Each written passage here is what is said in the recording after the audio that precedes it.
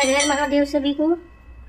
चलिए, तो जैसे कि मैं अपनी वीडियो में आपके लिए हर बार एक नई जानकारी लेकर आती हूँ, उसी तरह से आज मैं आपको वैदिक राखी यानी कि वैदिक रक्षा सूत्र बनाना बताती हूँ। उसमें हमें क्या सामग्री चाहिए होती है, उसके लिए हमें 5 सामग्री चाहिए होती है। इस वैदिक राखी का उल्लेख हमें शास्त्रों में मिलता है। अब तो मार्केट से लोग लेके बांध देते हैं रक्षा सूत्र, पर जितनी कारगर ये होती है वो उतनी कारगर नहीं होती। पूर्व प्राचीन काल में राखी बनती थी, वैसे ही हम बनाना सीखेंगे और किन किन चीज़ों को इसमें डाला जाता है। शास्त्र के अनुसार जो पहले राखी बनी थी वो इस प्रकार बनी थी। इस वैदिक राखी को हम शास्त्रों के अनुसार ही बनाएंगे।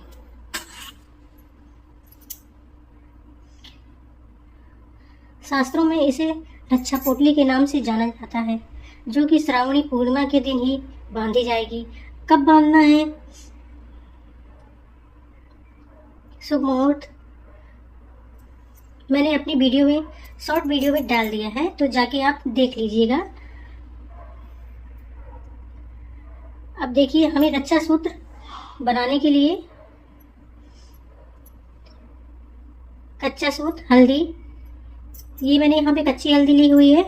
आप चाहें तो गांठ वाली सूखी हल्दी भी ले सकते हैं। पिसी हल्दी का प्रयोग हमें नहीं करना है। अक्षत, दूर्वा और केसर, ये हमने केसर ली हुई है, जिसका प्रयोग हम रक्षा सूत्र में करेंगे।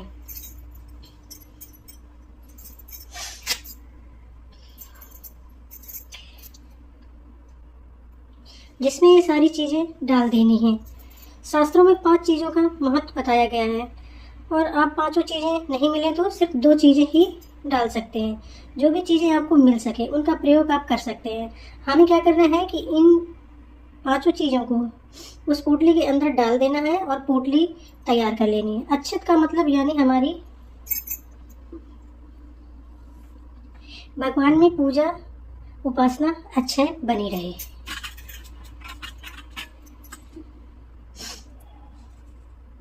यानी कि हमारे पुण्यों का क्षय नहीं हो। अब बारी आती है हमारी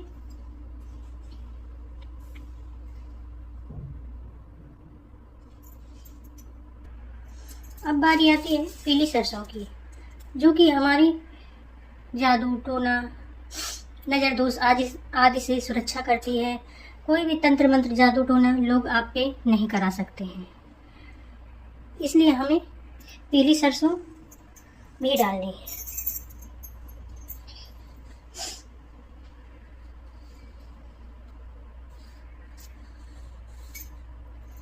चलिए, अब इसके बाद मैं आपको दूर्वा हम किस लिए डालते हैं।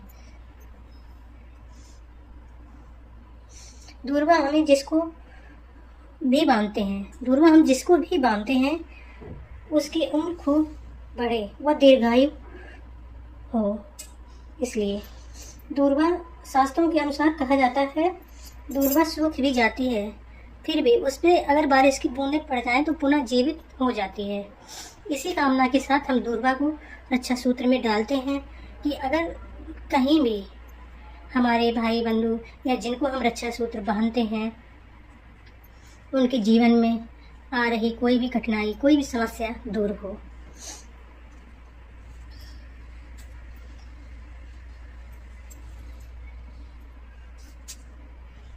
इसीलिए पोटली में दूर्वा का भी प्रयोग किया जाता है। अब केसर हमारे भाई का स्वास्थ्य अच्छा रहे और रोगों से रक्षा होती रहे, इसी कामना के साथ हम केसर का प्रयोग करते हैं। हल्दी यानी कि रोगों से लड़ने की क्षमता। बचपन में दादी नानी हमें हल्दी वाला दूध जिस सर्दी जुकाम में आदि में प्रयोग करते थे, बस इसी कामना के लिए हम हल्दी का प्रयोग करते हैं, ताकि हमारे प्रियजन जिसको हम रक्षा सूत्र बांधें उनको बीमारियों से लड़ने की क्षमता बनी रहे। और हल्दी का एक और भी कारण होता है कि हल्दी हमारी गुरु ग्रह और माँ लक्ष्मी आदि को संभालती है। रक्षा सूत्र का मतलब ये होता है कि हम रक्षा सूत्र किसी को भी बांध सकते हैं। रक्षा सूत्र का मतलब ये नहीं कि ये रक्षा सूत्र बहन सिर्फ भाई को ही बांध सकती है। भाई बहन को भी बांध सकता है, या जो भी प्रियजन है हमारे, हम उन्हें भी बांध सकते हैं। इससे रक्षा होती है। और ये रक्षा सूत्र की सामग्री हमें ये याद दिलाती है कि हमें जिनके सानिध्य में रहना है, बढ़ना है, उनकी सदैव रक्षा होती रहे। अब बारी आती है कलावा को कितनी बार लपेटना है। हमें इस कच्चे सूत को या कलावा को कलाई में कितनी बार लपेटना है। तो हमें इस तरह से ये कलावा लेना है और इसको ऐसे खोलना है। इस तरह से मैं आपको सिर्फ बता रही हूँ, आप प्रयोग आप करें। इस तरह से हमें कलाई में 1, 2 और 3 अपनी देवी देवताओं का स्मरण करते हुए शुद्ध जल से आचमन करें और इस रक्षा सूत्र को बांधें। ध्यान रखें कि रक्षा सूत्र बांधते समय या बनाते समय हमें भी पूर्णतः शुद्ध होना चाहिए। ये नहीं कि कभी भी बना लो, कुछ भी करो, बना के रखो या बांधो। अब बनाना कैसे है, पोटली किस तरह से तैयार करनी है। रक्षा सूत्र पोटली के लिए हमें चाहिए पीला कपड़ा, पीला धागा। हमें पीले कपड़े में ये 1, 2, 3, 4, 5 पांचों चीज़ें रखनी है। अब इसका मतलब हमें ये नहीं कि हमें इतना सारा रखना है। हमें राई, अक्षत, केसर, हल्दी का हमें सिर्फ इतना सा टुकड़ा लेना है।